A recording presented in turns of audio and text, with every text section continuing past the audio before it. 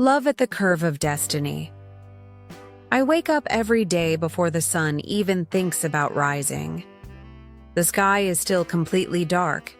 The city seems to be sleeping deeply, and the silence is almost absolute, broken only by the sound of my own breathing and the distant noise of a hurried car or two.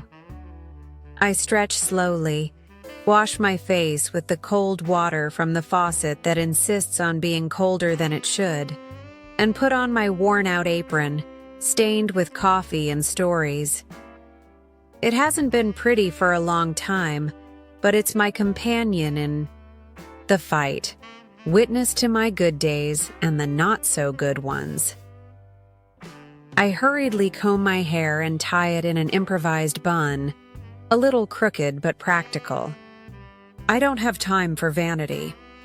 Life calls me early, and I've already learned to meet it however I can.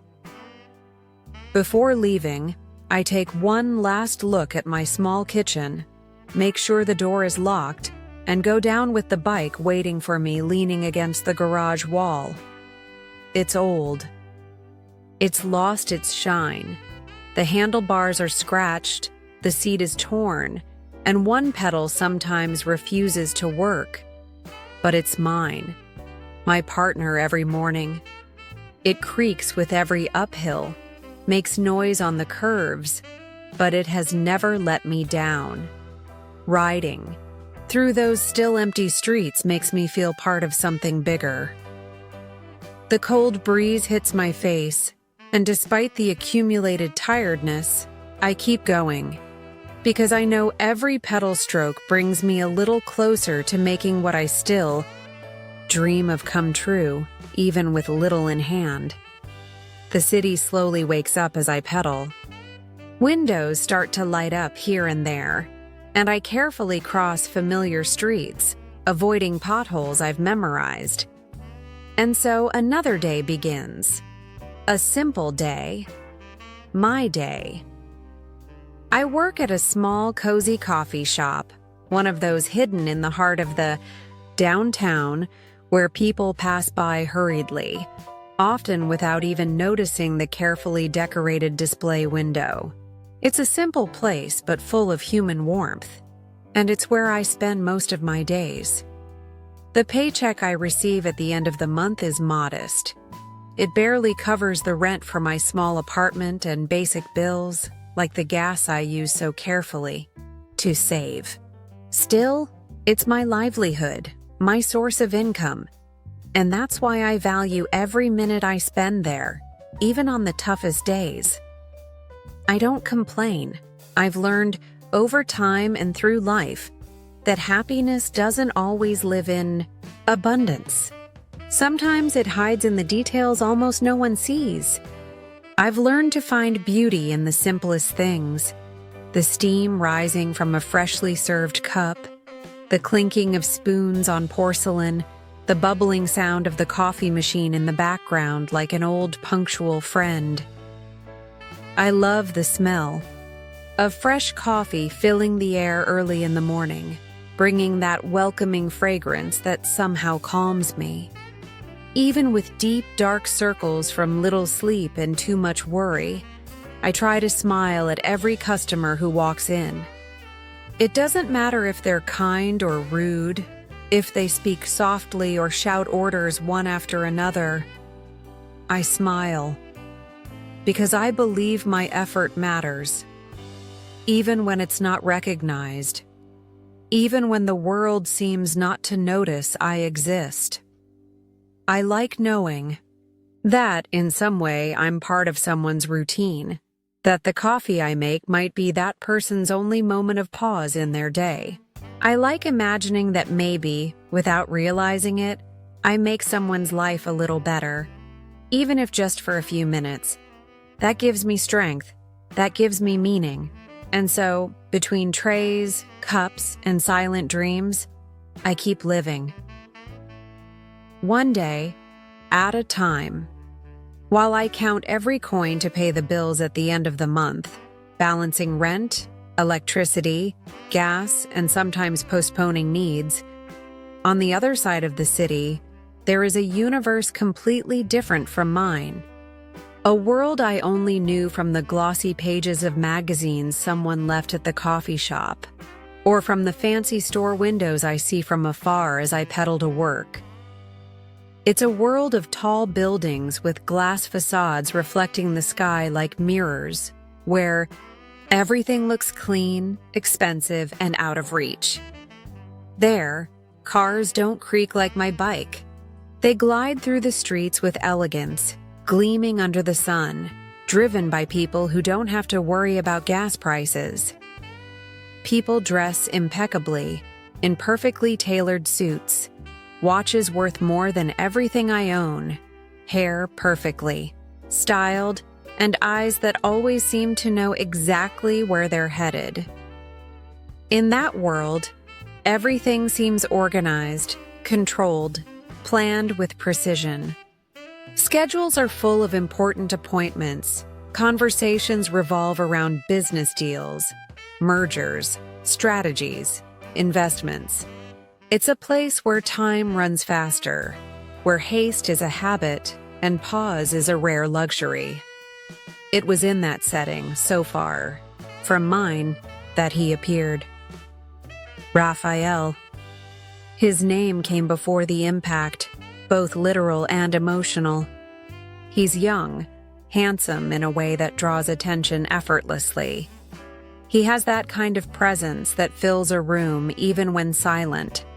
A man carrying the world of the powerful on his shoulders, yet without seeming burdened. Always surrounded by cutting-edge technology, phone ringing, messages arriving, meetings happening back to back.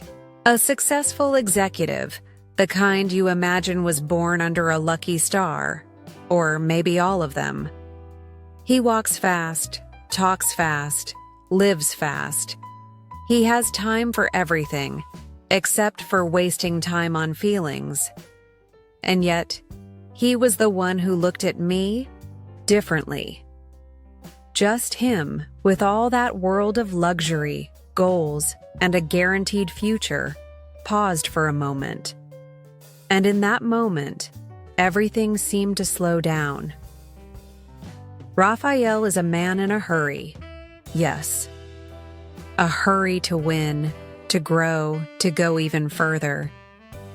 But curiously, when it came to love, he was in no rush at all. And maybe that's exactly what touched me. And then, on a day that seemed just like any other, an ordinary routine day without great promises, our lives collided. And I'm not talking about a symbolic or metaphorical encounter. It was a real, physical, painful collision, literally. As usual, I was riding my bike through the still damp streets of the city. The sky was already light, but the sun had barely begun to warm the morning. The cold wind hit my face and I hugged my jacket tight, focused on the path. It was a Tuesday, one of those days that seemed to repeat Monday, and I was already thinking about the tasks waiting for me at the coffee shop. Cleaning tables, restocking coffee beans, preparing the first orders for the rushed customers. I was almost at work, pedaling at my usual hurried pace when I turned a corner, maybe a little faster than I should have. The asphalt, still slippery from last night's rain, seemed to shine treacherously under my bike's wheels. I barely had time to sense the danger. It all happened so fast, like the scenes you later try to replay 1,000 times in your head. The black limousine appeared suddenly, taking the curve with confidence as if the world belonged to it. Imposing, elegant, shiny, and way too fast. Before I could think, react, or brake, the crash happened. The sound of metal colliding, the bike being thrown, the world spinning around me. I felt the impact yank me off the seat as if the ground had vanished beneath my feet. I was thrown hard to the side, falling on the cold asphalt. The contact with the ground knocked the air out of my lungs. My arm throbbed with immediate pain, a hot, persistent ache that screamed louder than the shock. My heart raced wildly, unevenly, as if it wanted to escape my chest. I stayed there for a few seconds that felt like an eternity, trying to understand what had just happened. The noise of traffic gradually returned to my ears, mixed with voices, hurried footsteps, and the distant sound of a door opening. I didn't know, at that moment, that this accident would change everything. I could only feel the pain, the fear, and the shame of being on the ground. What I didn't expect was that from that collision, something much bigger than the fall would be born. The car door opened with a dry click, almost like a shock, interrupting all the noises of the street. Everything happened very fast. From inside that elegant limousine, which looked more like a spaceship next to my humble broken bike, he appeared. Raphael. Yes. Him. The man from the glossy magazines I sometimes leafed through with curiosity. The man with the impeccable suits and confident gaze who always seemed to belong to a world where no one gets hurt, no one falls, no one suffers. But at that moment, he didn't seem distant, unreachable, or cold. He seemed human, scared, distressed. He ran to me with long strides, not caring about his expensive shoes getting muddy, and knelt down beside me hurriedly, as if every second was precious. His eyes, once calm and sure in photos and interviews, were now wide open, full of anguish and a genuine guilt I never would have imagined on that perfectly sculpted, elegant face. "Oh my God, are you okay?" he asked, breathless, as if he had lost his breath along with me. His voice, so firm in the business world, trembled slightly. There was a fragility there, something that touched me deeply. I took a deep breath, feeling the sting of my scraped elbow, the persistent pain rising up my leg, and still I tried to smile. Maybe out of habit, maybe to calm him, or maybe because, even lying on the ground, that absurd situation seemed almost unbelievable. "I think so," I replied, trying to sound stronger than I felt. "Just the bike won't survive." He looked at me for a moment, as if unsure whether to laugh or cry. The tension in his shoulders began to ease, but his gaze stayed fixed on me, as if he wanted to make sure I was really okay. And in that moment, for the first time, I saw Raphael, not as the powerful executive from magazine covers, but as a man who cared. He insisted on taking me to the hospital. I, still embarrassed, scraped up and trying to downplay the pain, said it wasn't necessary, that I just needed to rest a bit and put some ice on it. But he wasn't convinced. There was a calm firmness in his voice and a spark in his eyes that left no room for refusal. It was more than insistence, it was care. And there was something in that worried look, so genuine, that disarmed me. Maybe it was just kindness. Or maybe it was fate, disguised as an accident, tying us together by an invisible thread neither of us yet understood. I agreed. I got into that limousine for the first time, heart racing, not only from the shock of the accident, but from Raphael's strange and unexpected presence beside me. He drove slowly, careful with every bump, as if the car's slightest jolt could hurt me more. During the ride, we barely spoke. The silence was comfortable, yet full of silent questions. At the hospital, while we waited for the X-ray results of my arm, which thank God wasn't broken, only lightly bruised, we began to talk. Sitting side by side on uncomfortable plastic chairs, something opened between us. The hurry faded away, and words began to flow. It was in that suspended moment that I started to discover who Raphael really was.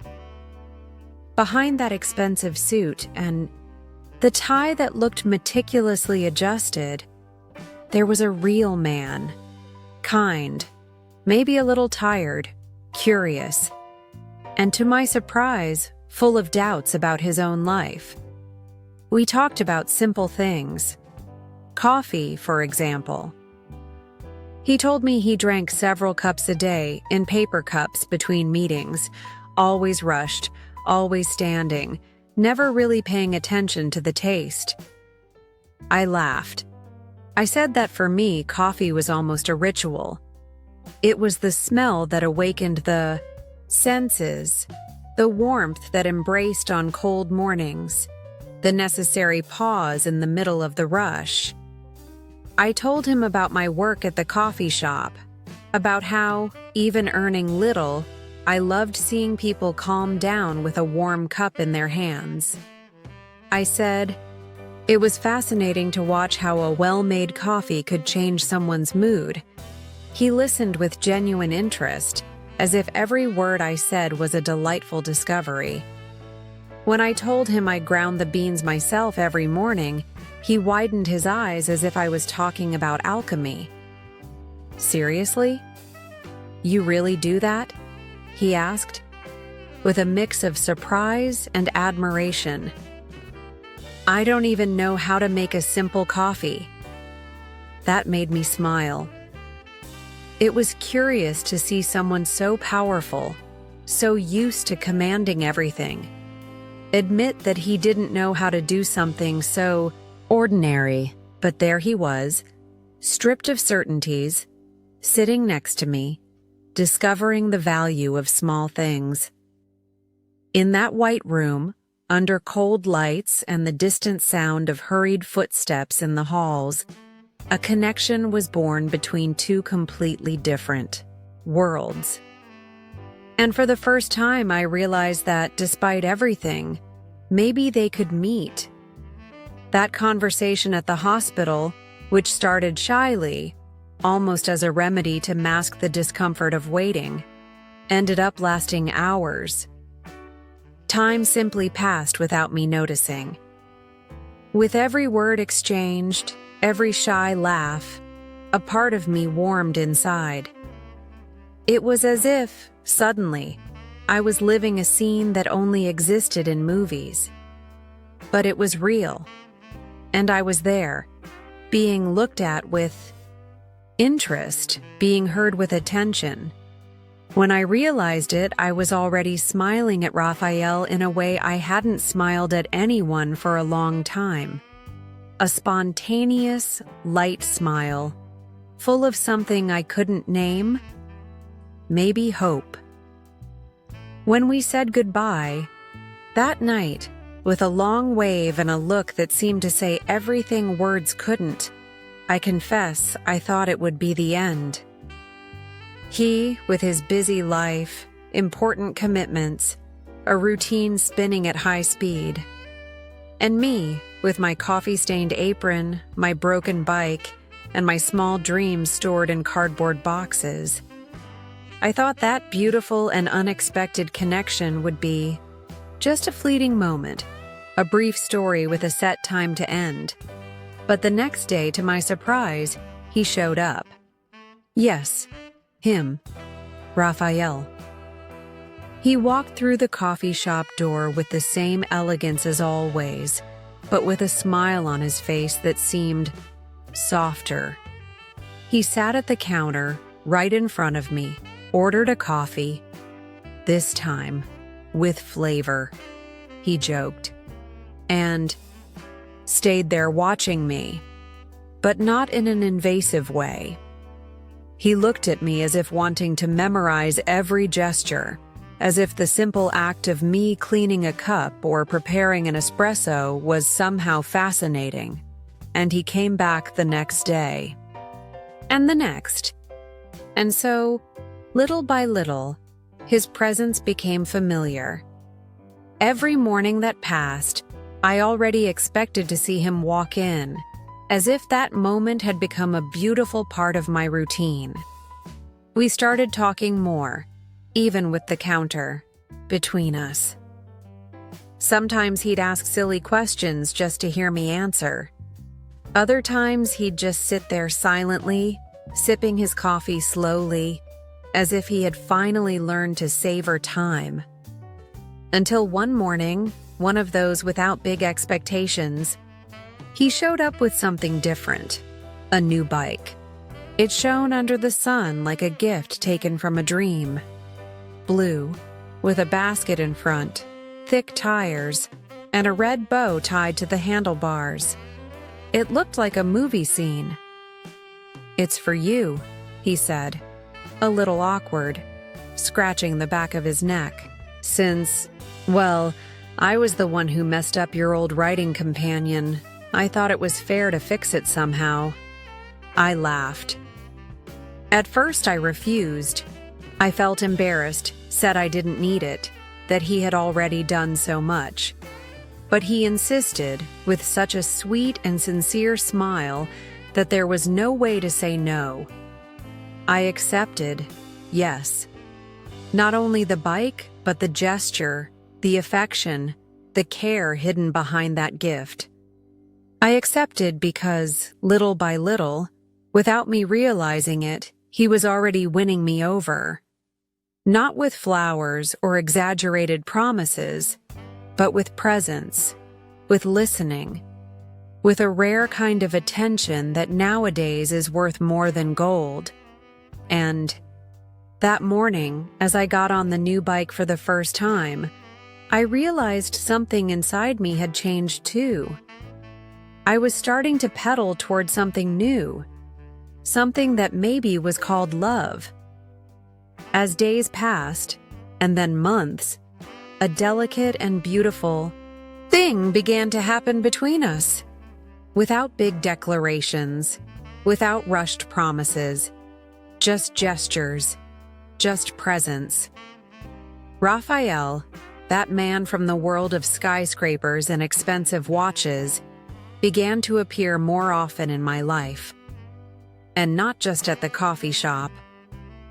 Soon, he started picking me up from work, always at the end of the day, as if he didn't want the day to end without seeing me once more.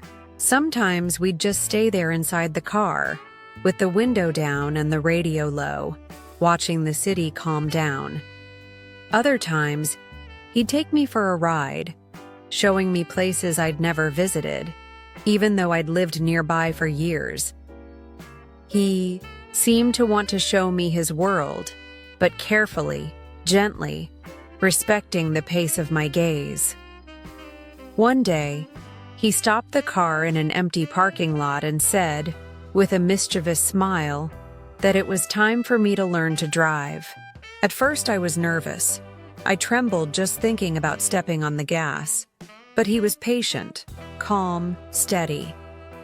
He explained everything with rare kindness, encouraged me to try, reassured me when I made mistakes. And between one hesitant gear, shift and another, something unexpected happened. He started opening up. He told me about his fears no one would imagine in that outwardly confident man. He spoke about the pressures he faced every day, the loneliness he felt even surrounded by people, moments when he looked in the mirror and didn't recognize himself. He confided that behind the goals met and contracts signed, there were doubts, tiredness, and a silence that often hurt. That's how we got closer. Without rush, without exaggerations, without those urgencies the world so often imposes. With patience, with giving, with the lightness of someone who simply wants to be near. He began to understand my world, the morning smelling of coffee, the counted bills, the small and true joys, and I began to see his with less distance, less judgment. I realized that behind the shine, there were also shadows, and that he was much more than a successful executive. He was a man looking for something that maybe he had only started to find there, with me. And so, love was born. Slowly, beautifully, truly, without grand promises, but with constant gestures. Without hurry, but with intensity.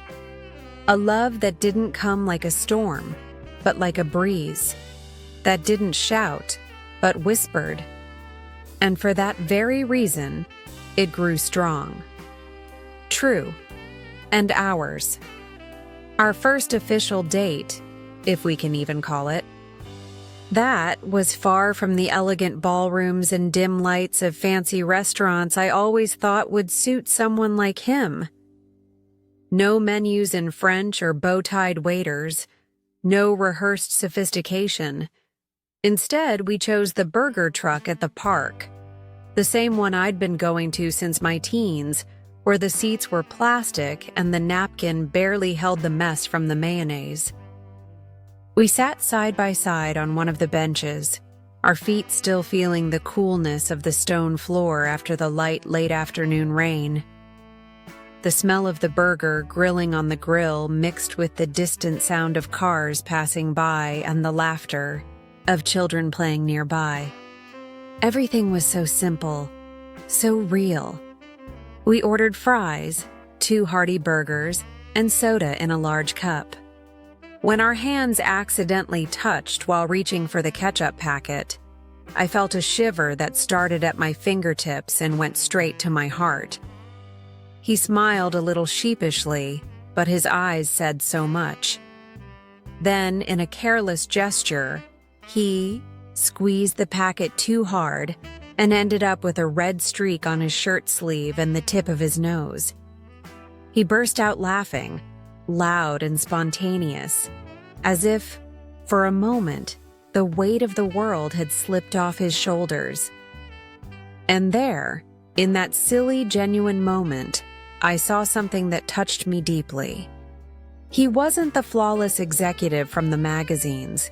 He was just Raphael, human, lighthearted, smiling, with a sparkle in his eyes that made me want to freeze. Time? And I thought it was the most beautiful scene in the world. Not because it was perfect, but precisely because it wasn't. It was real. It was ours. And there, between clumsy bites, loose laughter, and hands now touching with intention, I began to realize that love, true love, really lives in the simple things. A year passed since that unexpected meeting that changed everything. From the accident to friendship, from friendship to love, time stitched our story with invisible threads, strong as fate. And in those months that flew by and at the same time dragged on in anxious anticipation and building, my life took a direction I never could have imagined. With great effort, courage, and every penny carefully saved, I gathered my savings. He helped me too, not just with money, but with encouragement, ideas, and trust. And above all, with that look that said, "I believe in you," even when I still doubted myself. I rescued an old dream, one of those we hide deep in a drawer because we think we don't have the right to dream that big. And then, with trembling hands and a heart full of hope, I opened my own coffee shop. It was a small, modest place, on a corner downtown, with large windows where the light gently entered on cold mornings. But it was mine. With my scents, my flavors, My family recipes, my paintings on the walls, some painted by me, others found at flea markets, each with its own story. There, every cup served carries a piece of me. Every detail reflects my essence, my values, my struggle. And him. Ah, Raphael. That man from the fast-paced world of important contracts and skyscraper meetings is now a partner in something even more valuable. My heart. He's never been the same since me, and I've never been the same since him. Love transformed us from the inside out. Today, he rarely uses the limousine. He left behind the shine of luxury cars and traded his Italian shoes for a pair of comfortable sneakers. When he can, he comes to see me by bike. Yes, by bike. And he always arrives smiling, with the wind messing up his hair and an extra helmet hanging from the handlebar, ready to take me for a carefree ride, like two teenagers rediscovering the world together.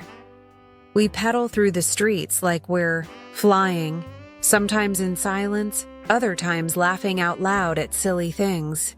And with every turn, every shared view, life reminds me that the truest love doesn't need luxury or grand promises. It just needs presence. It just needs will. It just needs the desire to pedal side by side, day after day, heart with heart. Year after that day that seemed ordinary but marked the beginning of everything, my life changed completely. With great effort and dedication, I managed to save up over the months. It wasn't easy. Every penny earned with sweat, sleepless nights, and dreams kept close to my heart. And he was by my side, not only helping financially as much as he could, but offering support, words of encouragement, and the certainty that I could turn that little dream into reality. That's how, with renewed courage, I opened my own coffee shop. A simple, modest space, but one that held my whole world inside. The aroma of fresh coffee ground on the spot, the recipes I learned from my grandmother, walls decorated with paintings I chose myself, full of color and stories. Every detail was a piece of me, a reflection of my fight, my persistence, the love I had for this craft and the life I wanted to build. And Raphael? He, who had always been caught up in his intense routine and successful career, changed his place in my story. He became a partner in something much bigger than any business. He became a partner in my heart. He ditched the limousines and luxury cars, swapped his expensive shoes for comfortable sneakers, and started meeting me in a simpler, more genuine way. Many times, he arrives by bike, the same one that once got hit, bringing an extra helmet. An invitation to pedal through the city together, like two young lovers who found a new way to be and to love on the way. And so we go, side by side, building something that goes far beyond appearances and differences. A relationship made of small gestures, complicity, respect, and affection. A love that doesn't need luxury to be grand, nor perfect plans to be true. He ran me over? Yes. But it was love that lifted me up. And it was on that unexpected curve of life that I discovered that sometimes the most beautiful accidents are the ones we don't plan. It is in that unexpected meeting that our love is born. At the curve of destiny.